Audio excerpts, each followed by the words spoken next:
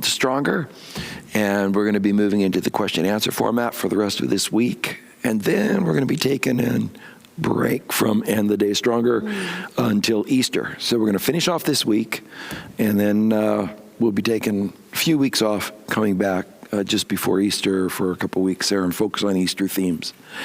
So it's going to be question and answer, ladies. I think, Faye, you were the agreed upon selected quizzer. I'm up. It's me, yes. So my first question is basically about fear and faith. So we see Elijah comes up out of the ravine, and he starts his interactions with this widow who is, starving, it looks like, preparing to die. We see him here with a kind of a confident attitude, but can he still be having some fear? Like, can fear and faith coexist at the same time? Right. It's a good question. I think one that everybody kind of wrestles with a little bit, right? Mm-hmm. I think it's really, when we fight, we should fight as smart as possible, right? Right. And to understand what the struggle is really about. So when it comes to faith, the struggle is not to be absent of fear. Mm. The struggle is to make a choice based on faith and trusting God. So I would say this in a quick answer to that would be not only can they coexist, they must. Because fear is really the first phase of faith. If you're going to enter into a trust beyond your own capabilities, your strengths, or beyond your power, and you're moving into unknown territories, or whether it's Abraham going out here or Peter leaving fishing nets and family or whatever it is, wherever you're going, fear is that first big step. It's going to come. But faith is the choice. And then you're moving into a faith response and not letting fear have the day. I would even go this far and say that fear is our natural element.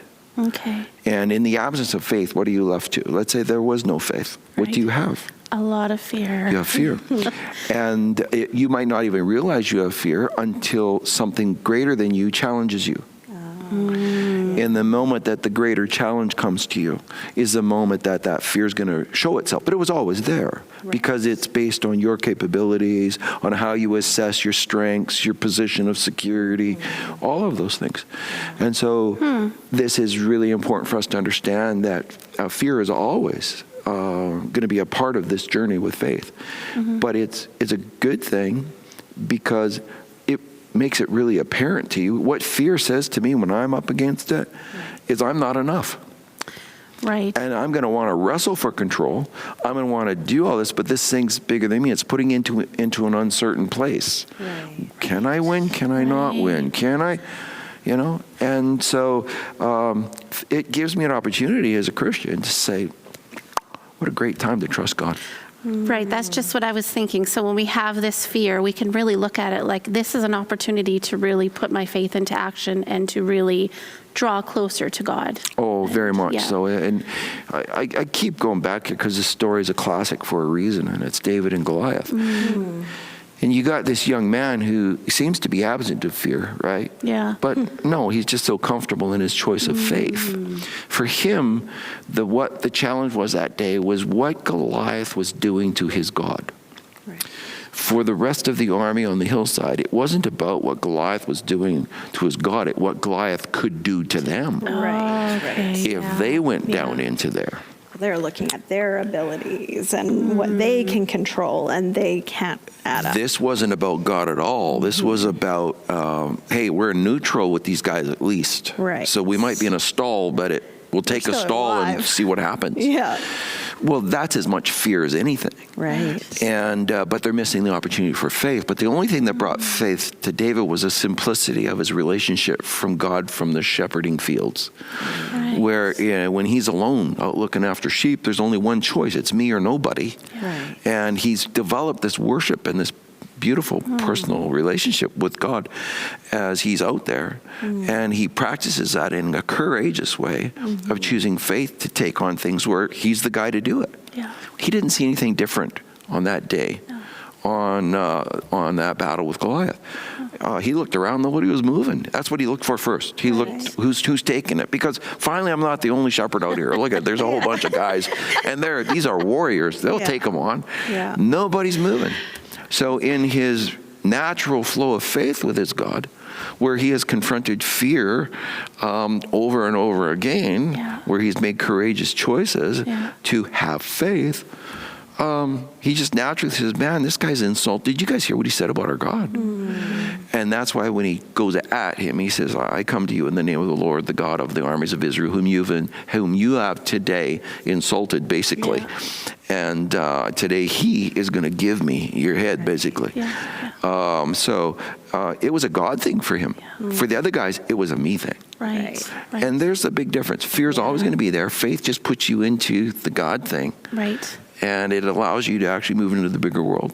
Right. Does that help? Yeah, so having that fear isn't a sign of immaturity necessarily in your faith. The maturity shows up in the fact that this becomes more of a flow and that you're picking the right fights like David did. Yeah, and so I would even throw this in there. Fear is also a revelation of our positioning. So if we've positioned our life to be God-oriented truly at its core, in all aspects of our life, sort of predetermined obediences. Rather than obedience choices on the moment, you've predetermined that you're going to live that kind of life. Even though you're still going to struggle at those moments to always follow through on all that, you have a predetermination. You have a prepositioning that takes you into these fights. Right. And it makes it a God fight because of your pre-positioning. Right. So when we go into things in our relationship, it's not just our relationship. We treat this as God fighting for our relationship, and for that God is with us. Then this is a God fight. So we've got His power, we've got His ability. When we go into a financial struggle, we're not going in just without God. We're going in with God because we pre-positioned our obedience at whatever He tells us. We're going to do it. So there's a prepositioning involved with faith, but it doesn't take fear out of the equation. It only takes fear out of the control. Right. That makes sense. Yeah. Yeah. So then fear is not always a sin.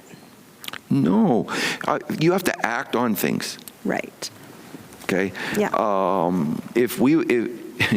Sin is not a predisposition. Right. Fear will always be a temptation. And it's going to be constant in your life. Okay. So you treat it as, and a temptation is not a sin. Right. Temptation is a pre-world to sin.